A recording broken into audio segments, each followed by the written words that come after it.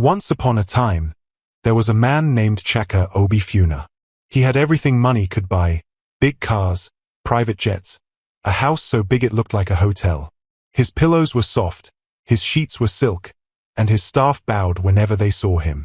But inside his heart, it was cold. Every morning, he woke up in his giant bed and stared at the ceiling like it was a prison wall. He was 32 years old, tall, clean-shaven, and always dressed like he had a meeting with the president. But right now, Chaka was tired of suits.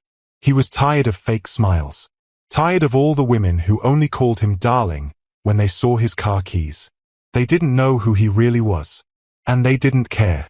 That morning, he sat alone in his fancy dining room, staring at his untouched breakfast. His chef had prepared golden pancakes, eggs shaped like flowers, and fresh juice squeezed from oranges flown in from another country. But Chaka didn't touch it. He just sat there, holding his phone, watching a video over and over again. His hand was shaking. In the video, his fiancée, Linda, was laughing with her friends. "Babe," he was stammering again, she said, mocking him. He said, "LL Linda, I LL love you.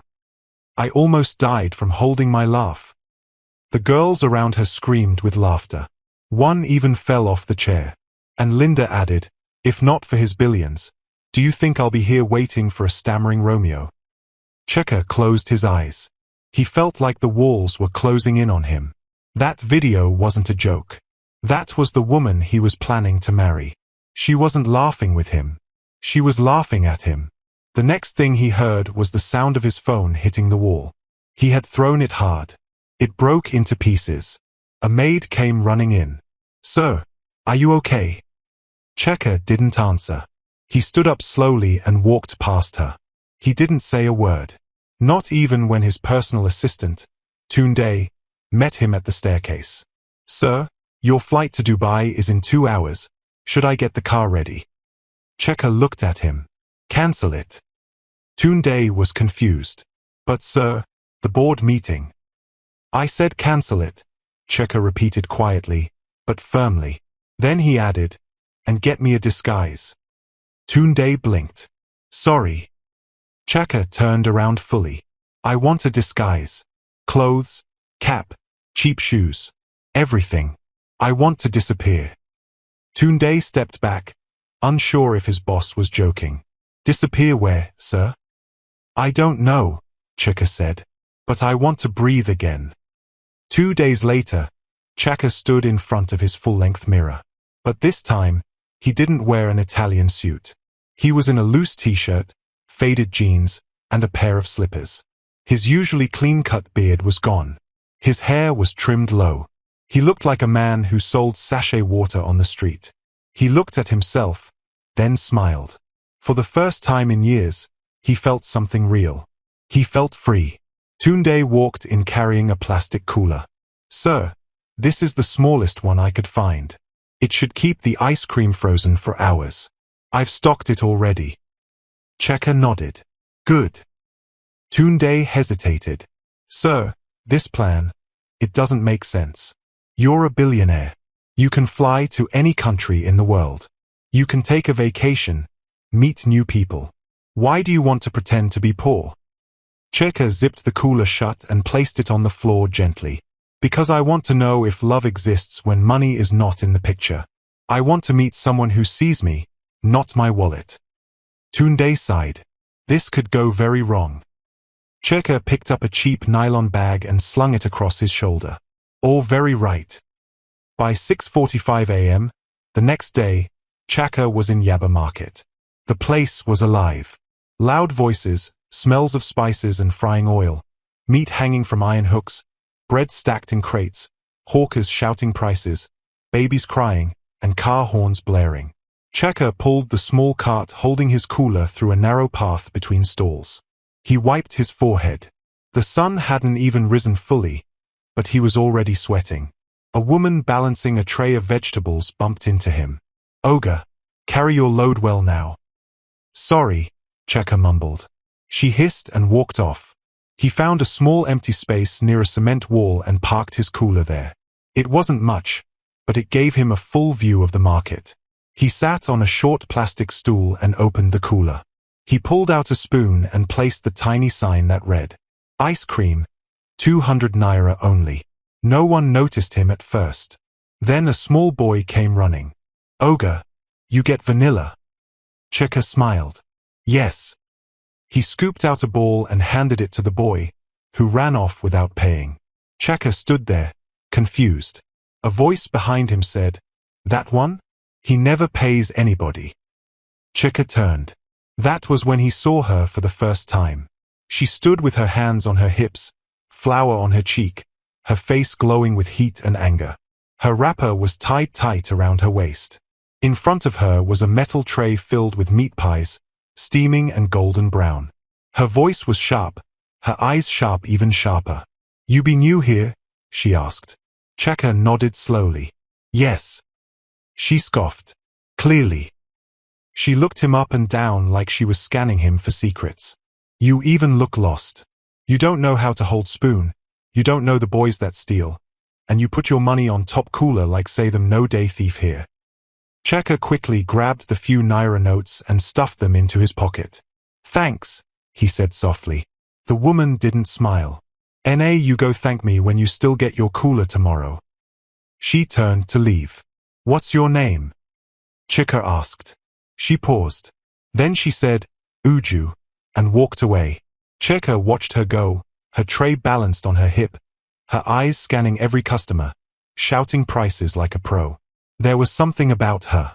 Strong, bold, real. He whispered her name to himself. Uju. Hours passed. Cheka barely sold 10 cups. His hands were shaking from scooping so much. He had blisters already. A group of kids gathered near his stall. He gave them samples. They laughed and called him Ice Cream Uncle. He smiled back. Then he saw Uju again, this time seated under a big umbrella. She was kneading dough, wiping sweat from her face. Her hands were rough, but her movements were graceful. People kept coming to buy from her, and she joked with them, even gave free pies to a pregnant woman. Cheka watched quietly. There was a light around her. The market noise didn't touch her. She was in her world. He wanted to be a part of it. By sunset, Cheka packed up. His feet hurt. His clothes were sticky. His arms were sore. But for some strange reason, he was smiling. He walked to a quiet street, where Tunde waited in a small car, dressed like a delivery driver. "How was it, sir?" Tunde asked. Cheka leaned back in the seat. "Exhausting. Hot. Confusing." Tunde nodded. "And?" Cheka smiled again. "Perfect." But just as they were about to drive off, Cheka looked in the rearview mirror and noticed something strange. Uju. She was standing by a corner, staring at him. Her tray was empty. Her wrapper was loose. Her eyes were full of questions. She had followed him. Cheka froze. Tunde whispered, "Sir, do we drive?" Cheka looked down. He didn't answer. Cheka didn't sleep that night. He kept thinking about Uju. Her sharp voice. Her steady hands. The way she stared at him from that corner like she had seen a ghost. Or maybe, like she had just solved a puzzle. She had followed him. That was clear. She saw something. Maybe the car. Maybe the way the driver opened the door for him. Maybe the way he looked too clean to be real. He sat on the edge of the hotel bed, still in his market clothes. His phone was off. His gold wristwatch was inside a drawer. He didn't want anything to remind him of his old life. But now, it was catching up with him. Tunde stood by the window. "She saw us, sir." Cheka didn't answer. Tunde stepped forward. "Should I change your location?" "No." "Should I talk to her?" Cheka shook his head. "No. I'll go back tomorrow. Same spot. Same clothes. No lies." Tunde looked worried. "She might expose you." "Then let her," Cheka said. "If she wants to shame me, let her. But I won't hide." The next morning, the market was louder than usual. Women argued over prices. Boys ran between stalls. Radios blasted music. Dust flew in the air like smoke. Uju was already there. Her table was full of fresh meat pies, neatly arranged in rows. Her apron was tied tightly. Her face was hard, her mouth straight like a locked door. Chaka arrived quietly and set up his cooler again beside the same wall. He didn't speak to her. She didn't look at him. But he knew she was watching. He felt her eyes on him like the sun. He scooped his first ice cream of the day for a little girl who came holding her mother's hand. He smiled at the girl, who giggled and licked the spoon. Uju scoffed. Cheka looked up. Morning. She didn't answer. He tried again. Your pies smell good today. Still, no reply. Finally, she said without looking at him, Where did you learn to scoop ice cream like you're feeding a baby? Cheka chuckled. I'm learning. You're not from here. I never said I was. You don't belong here. Maybe not, but I'm here. Uju glanced at him now, her eyes sharp. Why? Cheka shrugged. Peace. Uju laughed. It wasn't a happy laugh. More like a slap. Peace? In this market? Yes. She looked at him long and hard, then went back to flipping pies. Cheka stayed quiet. A woman in a faded headscarf approached Uju's table. Uju, please, let me owe you again. My daughter hasn't eaten. Uju sighed. Auntie Bisi, you still owe me for last week. I'll pay soon, I swear. Uju looked away for a second. Then she took 2 meat pies, wrapped them in newspaper, and handed them over. Don't forget again, Abeg. The woman thanked her and walked off fast, almost embarrassed. Cheka watched everything. You're kind. Uju rolled her eyes. Kindness doesn't pay rent. He smiled. But it feeds someone who's hungry. She looked at him. This time, softer. You talk like a man who reads books. I do. What kind? He paused. One's about pain, and people, and how to be better. She raised an eyebrow. Deep. I try. Uju shook her head. You're strange. Thank you. That wasn't a compliment. Cheka laughed. She didn't laugh back, but he saw the corner of her lips twitch. The sun was hot that day. Sweat poured down everyone's faces. A group of schoolboys gathered around Uju's table. Big sis Uju, give us the hot one. No, I want the round one. I saw it first. Uju waved a spoon. If you don't behave, I'll pour water on all of you. The boys laughed and settled down. Cheka smiled. She had a way with people. Like she knew everyone's story, but never used it against them. He stood up and walked over slowly. Need help? Uju looked up. Help with what? These boys look like they're about to climb your table. One boy shouted, We can climb it, oh. Uju threw a tissue at him. Try it and you'll meet my elbow. The boys laughed harder. Cheka laughed too. Then he bent down and started handing out pies. One by one, he helped serve them until they were all gone. Uju stared at him. You don't even know the prices. I wasn't collecting money. She stared harder. So you just gave out 5 pies for free? They were hungry. Uju slapped her forehead. This man wants to finish my business. Cheka pulled out money from his pocket. Here. She looked at the notes. That's too much. Keep the change. Uju blinked. Are you trying to buy me? No. I'm trying to say thank you for not chasing me away yesterday. Her mouth stayed shut for a long second. Then she said, You're weird. But helpful. Let me think about that. As the day grew darker, the market began to thin out. Uju sat on a stool, wiping her hands with a wet cloth. Cheka sat near her, eating the last spoon of his own ice cream. She looked at him again. You really don't look like someone who belongs here. Why do you say that? You don't walk like them. Your hands are too soft. You don't curse when someone steps on you. You don't shout when someone cheats you. And you're too polite. Cheka smiled. Those sound like good things. They are suspicious things. He nodded. Maybe I am suspicious. She folded her arms. So why are you here, Ice Cream Man? He thought for a while. Then he said, because I'm tired of people who lie with smiles. I want something real. Uju looked at him like she was reading a book with no cover. Hem, she said finally. Real doesn't hide in disguise. Cheka blinked. She added, I saw the car yesterday. The tinted one. His face froze. I saw the way the driver opened the door for you. The way you sat like a boss. So I'll ask again, who are you? Cheka looked away. Just someone trying to escape noise. Uju picked up her bag. Well, welcome to the noise. She walked off. Cheka didn't return to the hotel that night. He stayed in the back of the small rented kiosk Tunde had gotten for him. The floor was hard. There was no fan. Just a mat, one bulb, and silence. But even in the discomfort, he smiled. Because in that silence, Uju's words rang in his head again and again. Real doesn't hide in disguise. She was right. But he wasn't ready to show her yet. Not fully. Not until she saw him for who he really was.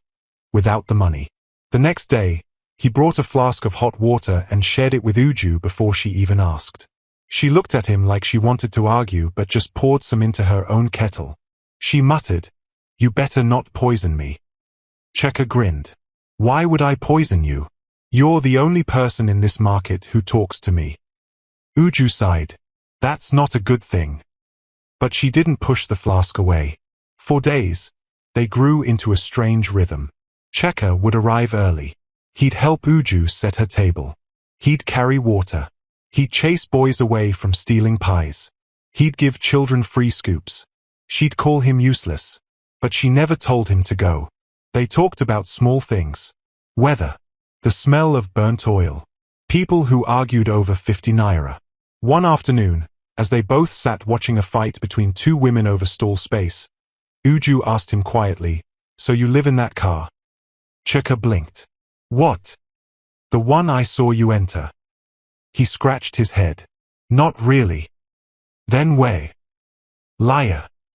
Cheka smiled. Okay, maybe I used to live somewhere big, but not anymore. Why? I got tired. Uju looked confused. Of what?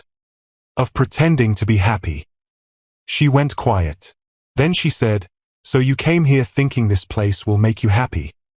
I came here hoping I'd meet someone who wasn't pretending. Uju didn't speak for a while. Then she whispered, You found the wrong market. Cheka leaned closer. Maybe I found the right woman. She looked at him, stunned. What did you say? He smiled. I said your meat pies are better than Mr. Big's. She threw a spoon at him. He caught it and laughed. That night, as the sky turned orange and the last customer walked away, Uju packed her things and looked at Cheka. You know what's strange? What? You don't feel like a stranger anymore. Cheka stared at her. Then maybe I'm finally home. She stared back. Long deep. Then she turned away fast. Go and sleep, Ice Cream Man. The next morning, Cheka arrived at the market earlier than usual. The air was still quiet. Only a few traders were setting up their stalls. He sat beside his cooler, watching the sun rise behind a line of rusted rooftops. For once, he wasn't thinking about his mansion. He wasn't thinking about Linda, or the board meetings he used to run. All he thought about was her. Uju. The way her eyes always scanned the market like she was guarding something. The way she rolled her dough with fire in her arms. The way she scolded everyone but still fed them when they were hungry. There was something about her that pulled him in. Something raw. Something real. He rubbed his palms together and waited. And then, there she was. Uju walked down the narrow path in her usual way. Fast, focused, fierce. Her tray balanced on her hip. Her scarf tied tight around her head. Her lips pressed into a straight line. She stopped when she saw him. You again. Cheka stood. Good morning. She glanced at his cooler. You didn't quit. No. You must like stress. I like this spot. She raised one brow.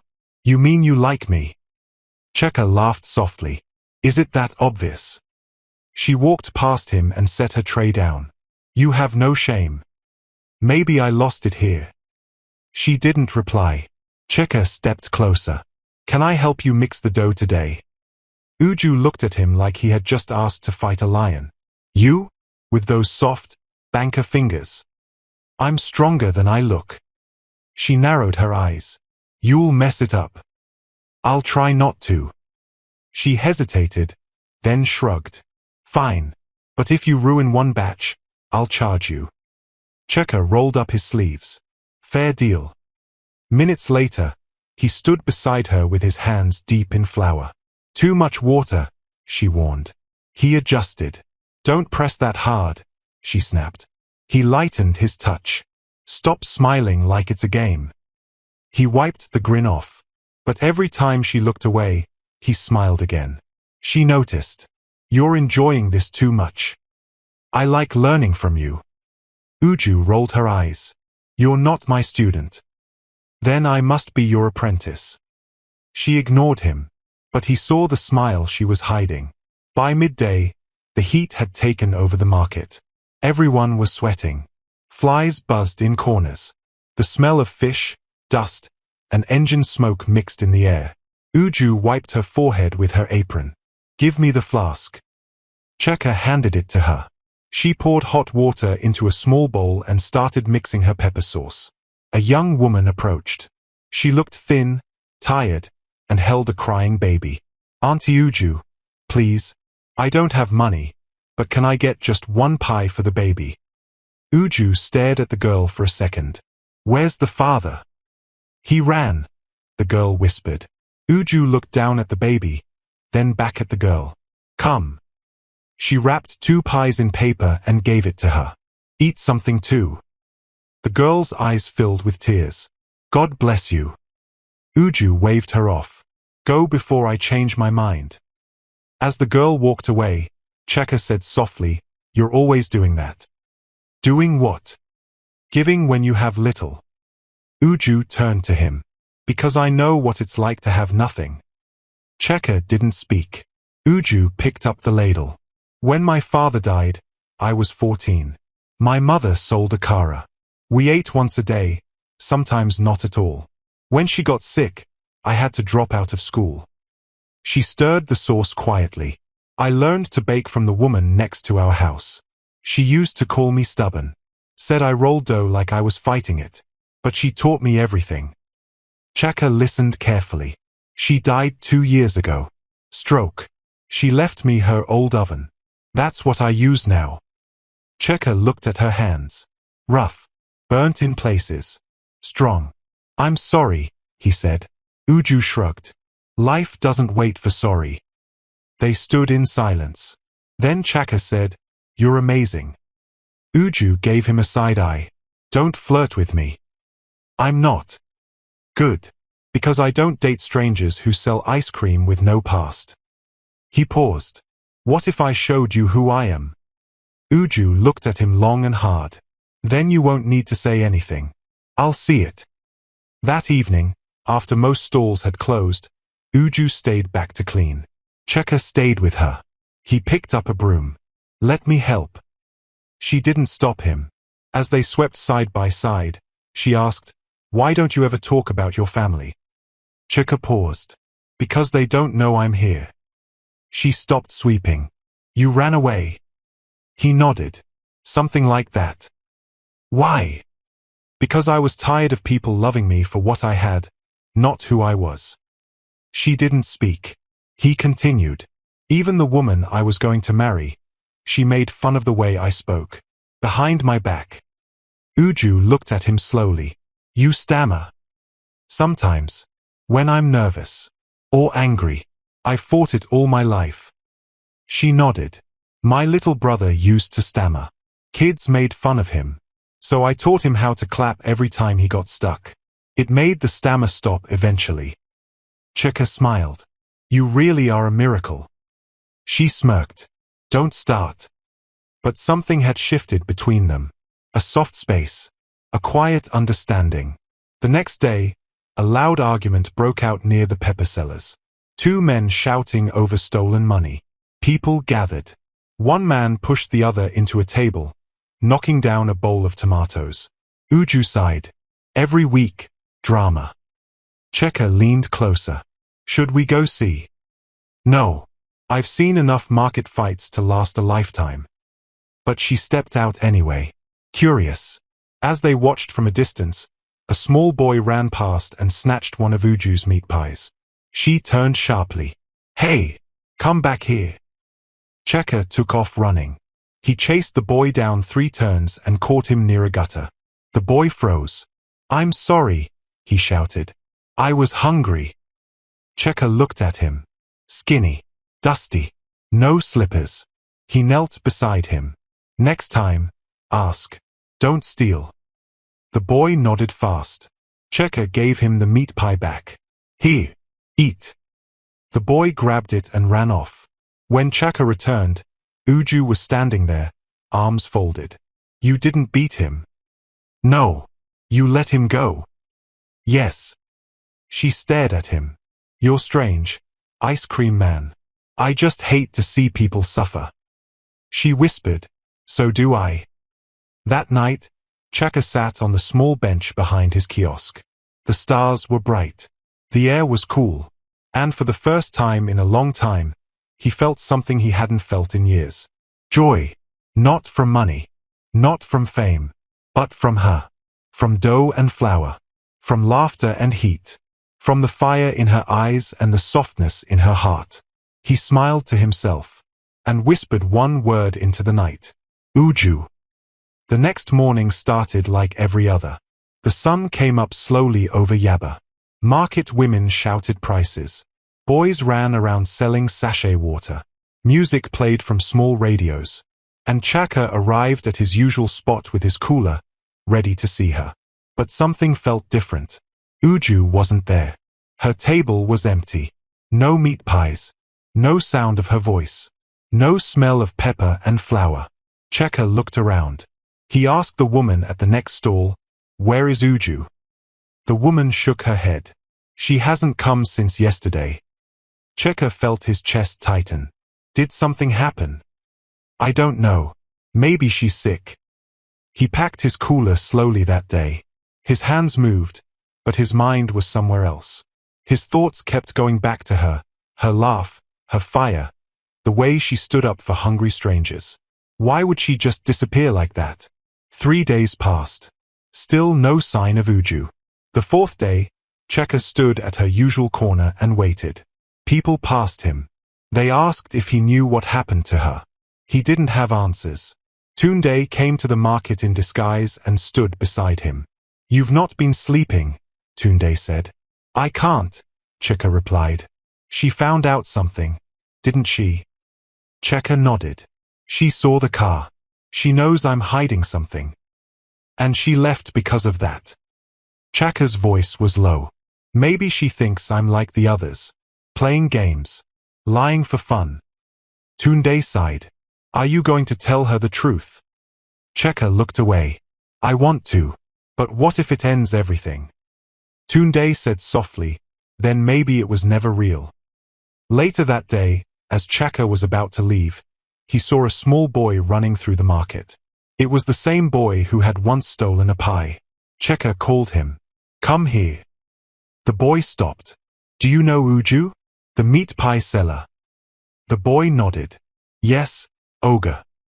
Do you know where she lives? The boy scratched his head. I can show you. Cheka gave him 200 naira. Take me there. They walked through dirty back streets, past broken houses and narrow gutters. After 10 minutes, the boy stopped in front of a small yellow building with cracked walls. She stays there, upstairs. Cheka walked up the steps slowly. He knocked once. No answer. He knocked again. Still nothing. He was about to turn away when the door opened. And there she was. Uju. But she looked different. Her scarf was missing. Her eyes were swollen like she had cried. Her lips were dry. She didn't smile. She just stared at him. Cheka didn't speak right away. She stepped outside and closed the door behind her. You shouldn't be here, she said softly. I had to see you. Why? You disappeared. You lied. Checker felt a sharp pain in his chest. I didn't lie. I just didn't tell you everything. That's the same thing, she said. He stepped closer. Please, let me explain. She crossed her arms. Explain what? That you're not who you said you were. I never said I was poor. You never said you were rich. He looked down. I wanted to see the world from outside the glass. I wanted to breathe without bodyguards and business deals. I wanted to meet someone who didn't see me as a walking bank. Uju's voice was shaking. So you picked me? No, he said quietly. I found you. She looked away. You came into my life with secrets. You stood by me every day, helped me mix flour, served pies to children, and all the while, you were pretending. I wasn't pretending, he said. I was living. She wiped her eyes quickly. So what happens now? Are you done playing market man? Checker stepped forward. No, I'm not done. I'm here because I care. Not about your pies. Not about the market. About you. Her lips trembled. How do I know this isn't just another game to you? He reached into his pocket and pulled out something. Not a ring. A burnt oven knob. The one that always came off when Uju twisted her old baking oven. I fixed it, he said softly. I bought the parts and fixed it. So your pies won't burn again. Uju stared at the knob. Her chest rose and fell. She slowly took it from him. Why would you do that? Because you're the only person who ever fed me without asking for anything. And I want to give you something back. Her eyes filled with tears again, but she blinked them away. I don't want money. I'm not offering money, he whispered. I'm offering truth. That night, Uju sat beside him on a low wooden bench outside her house. The moon was out. The street was quiet. She said, I didn't leave because I was angry. Checker looked at her. She continued, I left because I was scared. Of what? Of feeling something for a man I didn't fully know. He nodded slowly. And now? She turned to him. Now I know who you are, and I'm still scared. Checker smiled gently. I'm scared too. Why? Because you're the only person who's ever looked at me and seen more than money. They sat in silence. Then she said, you know, you talk too much for an ice cream seller. He laughed. Maybe I should switch to pies. She smiled. A real smile this time. The next morning, they walked into the market together. Hand in hand. Heads turned. People whispered. But they didn't care. They set up their stalls beside each other again. She gave him her apron. He gave her a spoon. They worked like they always did. Like nothing had changed. But everything had. For 2 weeks, everything felt almost perfect. Chaka and Uju opened their stalls early every day. They worked side by side, laughing more than they spoke. She taught him how to knead dough properly. He taught her how to count sales and write everything down. He brought her a notebook. She called it the Book of Small Dreams. At night, they would sit on a bench outside her building, talking about everything. One night, she said, if I ever own a shop, I'll paint it yellow. Bright yellow, like morning sun. So when people pass, they smile. Cheka smiled. What will you name it? She thought for a while. Uju's oven. No, Cheka said. Too small. You're more than an oven. She looked at him. What do you mean? I mean you feed people's stomachs and their hearts. She laughed. Now you're sounding like a poet. He leaned back. Maybe the market is my school now. But life doesn't stay calm forever. One afternoon, the sky changed. Clouds rolled in. Wind picked up. The air became heavy. Uju looked up. Rain's coming. Cheka grabbed the umbrella and started covering his cooler. Uju rushed to wrap her pies. Then came the first drop. Then a second. Then it poured like the heavens had opened everything at once. Shouts filled the market. People ran for shelter. Buckets rolled. Bread flew. Bags dropped. Uju's stall was not under any roof. In minutes, water soaked her entire table. Her pies became soggy. Her flour turned to mush. Her charcoal fire died. Checker tried to help cover everything, but the umbrella broke in the wind. His cooler slipped from his hands and spilled on the ground. Uju, move your tray, he shouted. She was already on her knees, trying to save what she could. Water kept falling. Loud. Angry. The street became a river. Her tray floated a few inches before it tipped. Everything fell. The pies were gone. By the time the rain stopped, the market looked like a battlefield. Uju stood still, her clothes soaked, her hair dripping. She didn't speak. She just stared at the empty space where her tray had been. Checker walked over slowly. Are you okay? She didn't answer. Uju. Still nothing. He placed a hand on her shoulder. She brushed it off. Leave me. I just want to. I said leave me. Checker stepped back. It's not your fault. No, she said, her voice shaking. I had only 15 pies left to sell today. That's my money for tomorrow's flour. My money for rent. My money to feed myself. Now everything is water. I'll help you. She turned sharply. How? With what? More lies? More secrets? He felt the sting. She stepped closer. You walk into this market with clean clothes and soft hands. You play poor for fun. But me? This is my life. Every naira matters. I know. No, you don't, she shouted. You don't know what it feels like to pray every night that it doesn't rain on your business. You don't know what it means to beg your own stomach to stay quiet. Her voice cracked. You don't know, Checker. You don't. He looked down.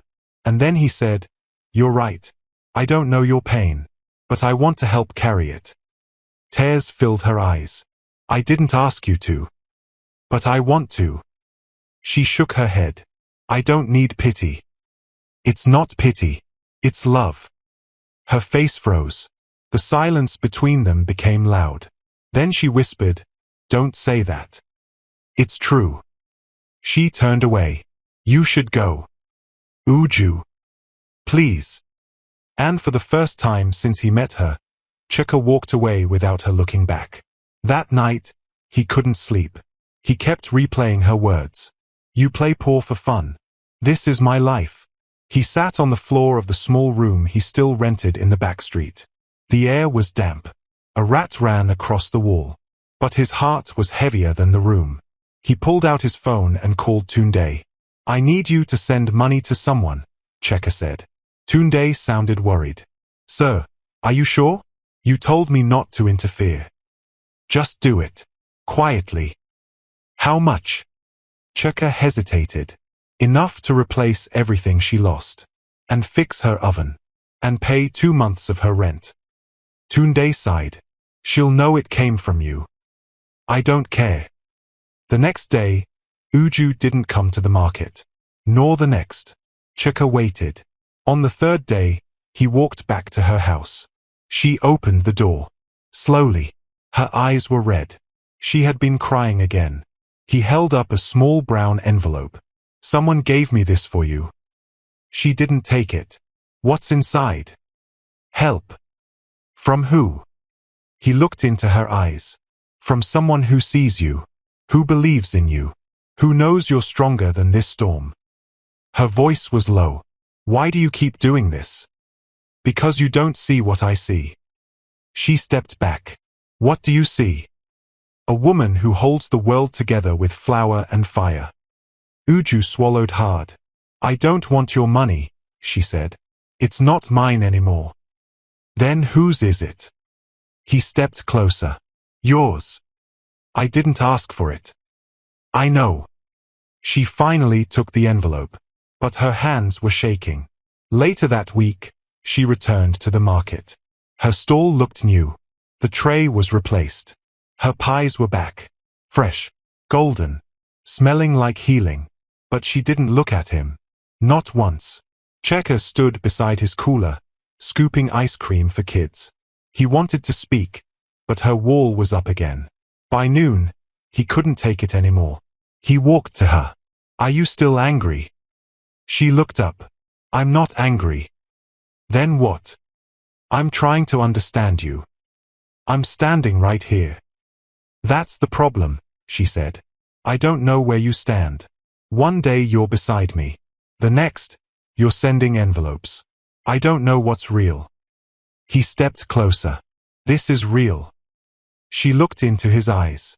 Then stop hiding, she whispered. That night, under the soft light of a broken street lamp, Checker sat her down. And he told her everything.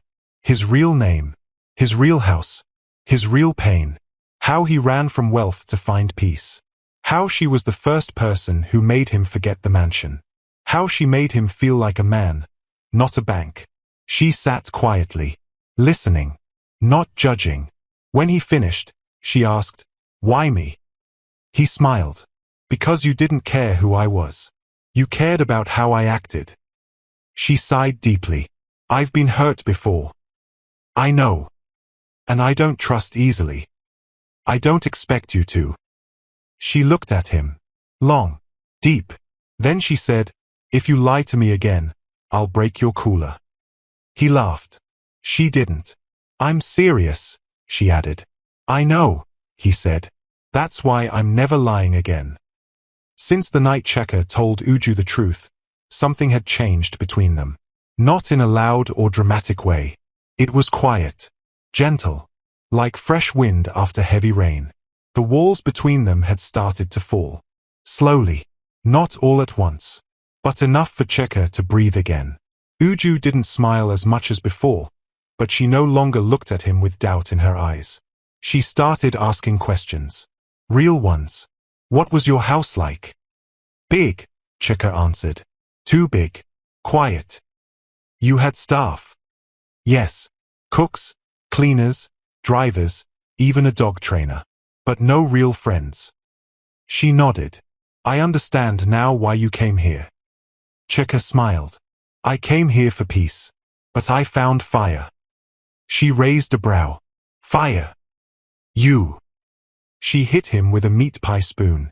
Each day, they grew closer. Checker stopped pretending to be an ice cream man and started helping Uju full-time. He wore her second apron. He took orders. He even learned how to fold the edges of the pies with style. "Not bad," Uju said once, examining his work. "You see." Checker grinned. "I can leave the cooler life behind." She laughed. "Don't rush. One more bad fold, and I'm demoting you to pure water seller." They were becoming a team. A real one. Everyone in the market noticed. People whispered things like "they look good together," or "see love in the middle of flower." Uju pretended not to care, but Checker saw her blush sometimes when they called him her husband. One afternoon, as they were packing up, he asked quietly, "Would you ever marry someone like me?" She blinked. "Why are you asking that?" "Because I've never felt this way before." Uju looked away. "I've been alone for so long. I don't even know what it means to trust someone completely." He nodded. "Then let me earn it. Every day." A week later, he brought her to a small rented kitchen space just outside Yaba. The place was simple. Tiled floors, clean counters, a working oven, and a sink that didn't leak. Uju walked in slowly, her eyes wide. "What is this?" "It's yours," Checker said. "For as long as you want it." She turned to him. "You did this." "I used your book," he said, pulling out the little notebook she had filled with sketches and numbers. "You wrote everything here. Size, budget, dream colors. You actually read it." "I memorized it." She covered her face with her flour-stained hands. "Checker. No rent for now. The landlord is a friend. He agreed to wait." "Why are you doing this?" "Because I believe in you." Her voice shook. "No one's ever done something like this for me." He touched her hand gently. "Then let me be the first." That evening, she baked from the new kitchen. Checker sat on a stool by the door, watching her move with joy in her step and confidence in her hands. She didn't talk much. She just worked. Focused. Calm. When the first batch came out of the oven, she called him over. "Here." Taste it. He took a bite. His eyes widened. This is not pie. This is heaven. Uju laughed. He took another bite. Marry me. She froze.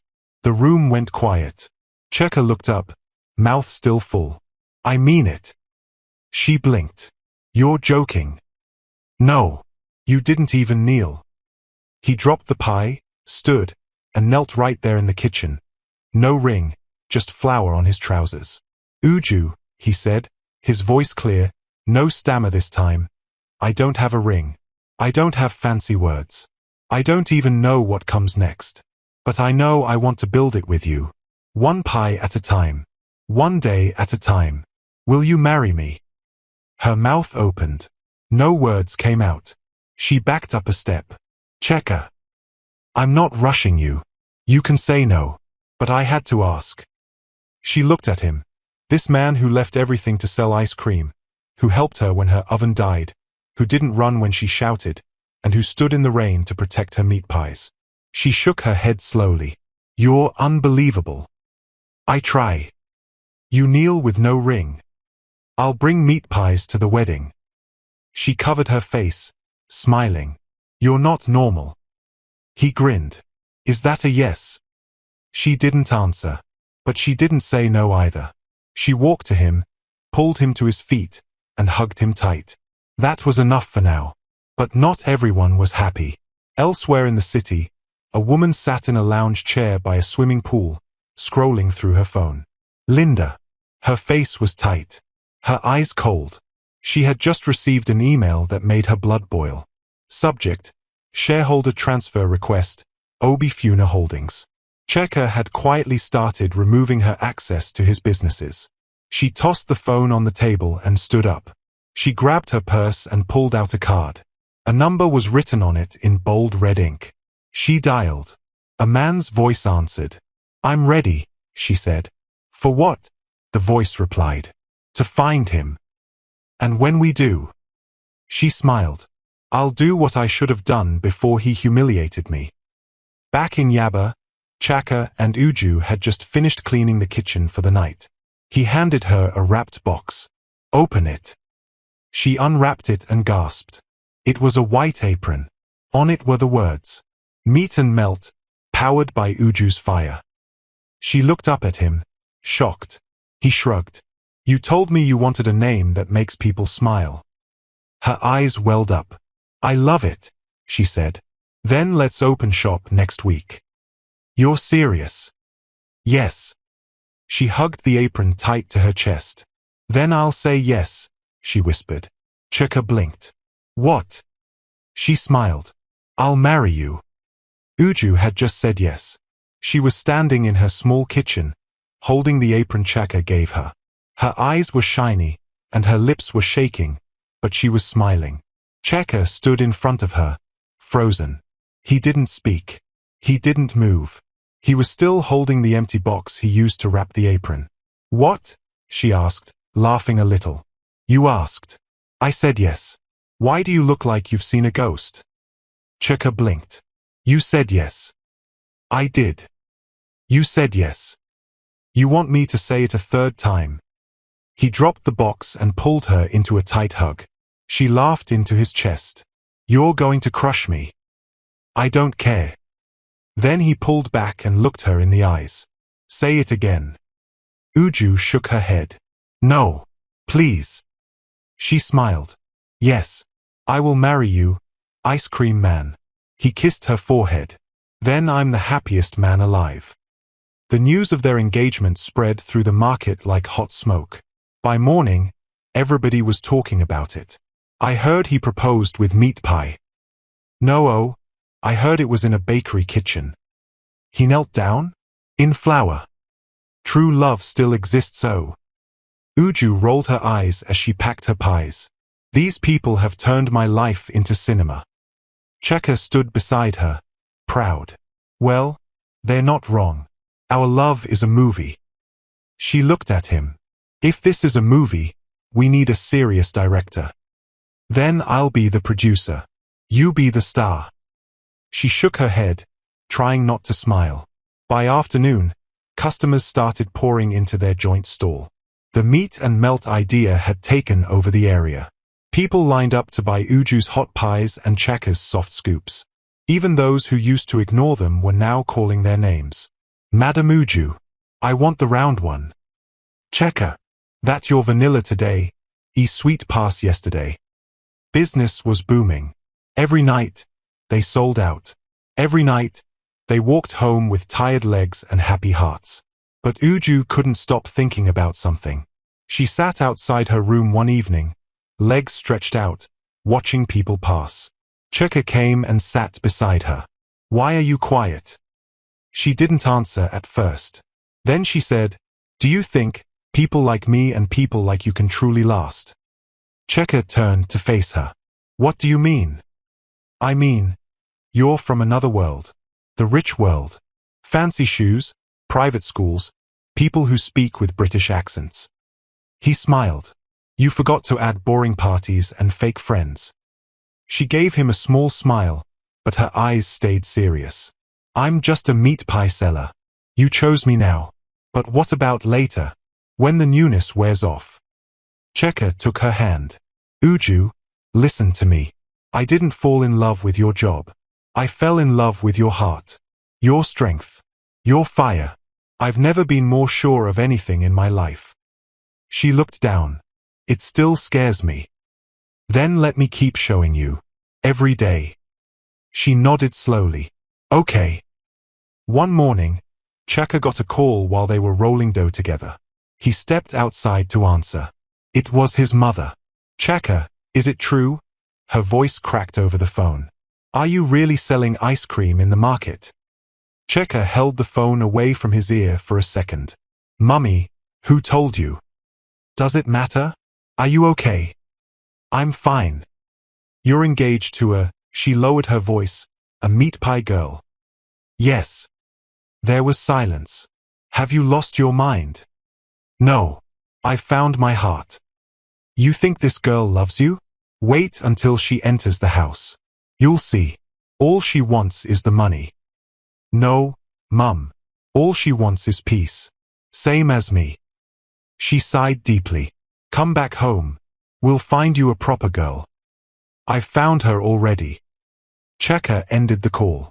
He went back inside and tried to smile. But Uju noticed his face. What happened?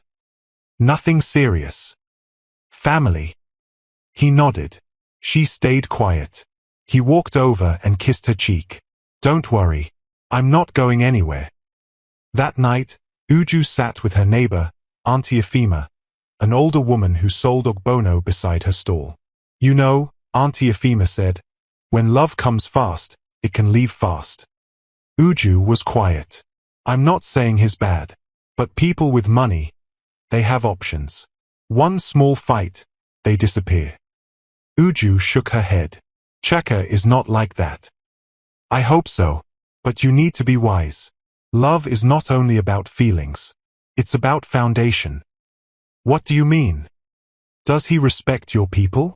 Has he sat with your family? Has he seen your real life? Or just the pretty market version? Uju thought about it.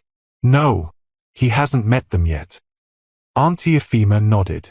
Then do that first. Before you say I do. The next morning, Uju told Cheka, you're coming with me to see my uncle. Cheka blinked. Your uncle? Yes. My parents are gone. He's the only family I have. Cheka looked nervous. Do you think he'll like me? Uju folded her arms. I don't care if he likes you. I just want him to meet you before I make this real. Cheka smiled. Then let's go. They traveled to Icecream, where Uju's uncle lived in a small house with a red zinc roof. The old man came out wearing a wrapper and a singlet. His beard was grey and his eyes were sharp. He looked at Cheka from head to toe. So you are the rich boy? Cheka bowed a little. Yes, sir. You left your mansion to sell ice cream? Yes, sir. The man stared at him. Are you mad? Cheka smiled. Maybe a little. The old man laughed loudly. At least you're honest. They sat together under a mango tree. Uju served them soft drinks. Her uncle asked Cheka many questions. About his life, his family, his intentions. Cheka answered each one calmly. At the end, the old man said, "I don't trust people who smile too much. But I trust her. If she says you are real, then that's enough for me." Uju smiled. Cheka smiled too. They had taken one more step. But back in Lagos, Linda was planning her next move.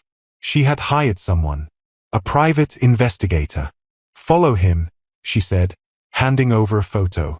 "Find out who this meat pie girl is.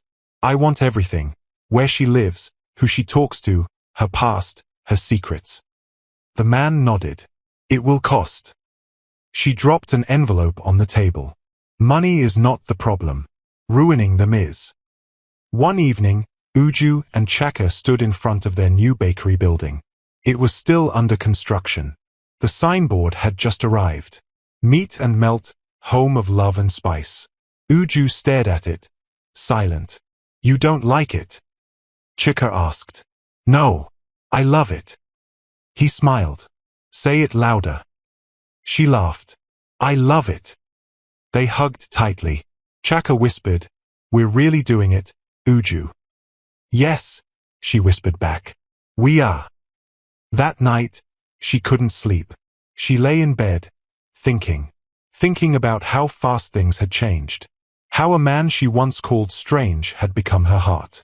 She stood up, walked to the window, and whispered to herself, "Please let this be real." And from somewhere outside, as if the wind heard her, a voice whispered back in the dark, "It is." The next morning was different. The sun came out brighter. The birds were louder. And the market felt like it had been waiting for something big. Today was the day the new shop would open. The yellow paint on the wall still smelled fresh. The signboard above the door shone under the sky. "Meat and Melt, home of love and spice." Inside, the oven was hot. The pies were warm. The glass display was full. And standing behind the counter was Uju, dressed in her clean white apron, her scarf tied neatly, and her face glowing like the sun. Cheka stood beside her, wearing a matching apron, holding a scoop spoon like a king holding a crown. They both looked at each other. "Ready?" Cheka asked. Uju took a deep breath. "I think so." He opened the door. People were already waiting. The crowd came in fast. Customers, friends, other sellers from the market, even old aunties who never liked standing in line. "Uju, I want 2 pies." "Chaka, give me extra scoop." The shop filled with laughter, heat, and the smell of sweet and spicy meat. They worked side by side, just like always. But now, it was different. Now, it was theirs. Later that evening, after the last customer left and the shop was quiet, Uju sat on a stool and took off her apron. She looked around. "We did it," she said. Cheka leaned on the counter. "We did. You know, I didn't think we would get here." "I knew," he said. She smiled. "You're too confident." "No, I'm just proud of you." She looked at him softly. "Thank you for believing in me, for fighting for this, for fighting for us." He came closer, held her hand. "I didn't fight alone. You pulled me through the fire." She rested her head on his chest. "Then maybe we're both fire." He laughed. "Fire and ice. Meat and melt." They both smiled. But across town, in a black car parked on a quiet street, a man stepped out holding a folder. He walked into a building, went up the stairs, and knocked on a door. Linda opened it. He handed her the folder. "It's all there," he said. "The girl, the bakery, her address, her past." Linda opened it quickly. She looked through the photos. Pages of details. Background. School. Uncle's house. Shop rent. Neighbors' gossip. Everything. She smiled. "I want to meet her," Linda said. "But not as myself." The man looked confused. "As who?" "As a customer."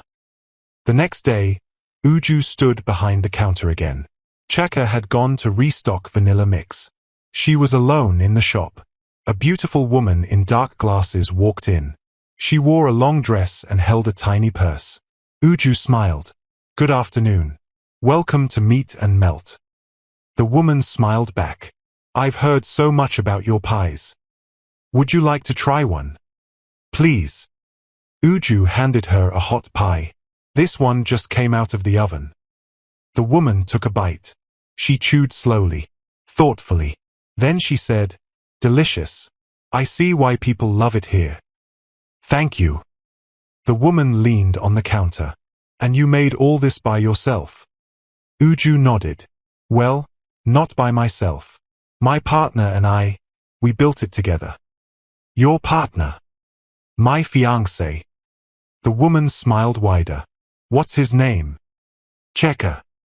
The woman's eyes twitched behind her glasses. "Interesting name." Uju frowned slightly. "Do you know him?" "No," the woman said quickly. "I just like the sound of it." She dropped money on the table. "Keep the change." Then she walked out. Uju watched her leave, her heart beating a little faster. Something felt strange. That night, Checker returned from his trip. He brought extra baking pans and a new scooper. "Business is growing," he said. But Uju was quiet. "What's wrong?" he asked. "Someone came today." "Who?" "A woman. Dressed nicely. Dark glasses. She asked about you." Checker's smile faded. "What did she say?" "She just said your name was interesting." He looked away. Uju touched his arm. "Checker, who was she?" He took a breath. "I think it's Linda." Uju stepped back. "Your ex?" He nodded. "She must have found us." "Why would she come here?" "To scare us. Or destroy what we built." Uju crossed her arms. "Is she dangerous?" "No," he said slowly. "But she's angry. And when she's angry, she doesn't think." Uju looked him in the eyes. "Do you still love her?" He shook his head. "Never. You're my home now." She searched his face. Then she nodded. "Then we fight together." The next morning, Linda returned. But this time, she didn't come in. She stood outside, watching. Watching Uju serve customers. Watching Checker wipe the glass counter. Watching them smile. Her jaw tightened. Then she dropped the folder in a nearby bin and walked away. 2 weeks later, Checker's mother came to visit. She walked into the shop with her handbag swinging, head high. People whispered, "That's his mother." Uju stood frozen. Checker rushed to the front. "Mum." His mother looked around. "This place smells. Okay." Checker frowned. "Say what you came to say." She looked at Uju. "Come here." Uju walked over slowly. The older woman stared at her for a long time.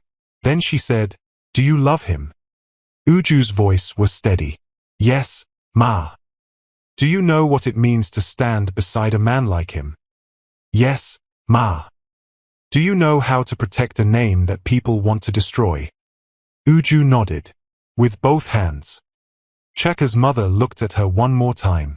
Then she said, "Then take care of him." Uju's eyes widened. Checker's eyes widened. The older woman turned to her son. "You always do things your own way. But this time, maybe you chose well." Checker grabbed Uju's hand. They both smiled. 1 week later, Checker and Uju stood under a big white canopy in a small park behind the bakery. There was no golden hall. No chandeliers. No long guest list.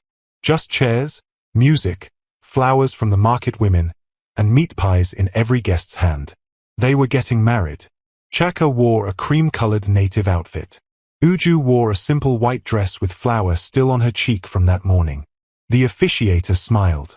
"Do you, Checker Obifuna, take Ujunwa Ease to be your wife?"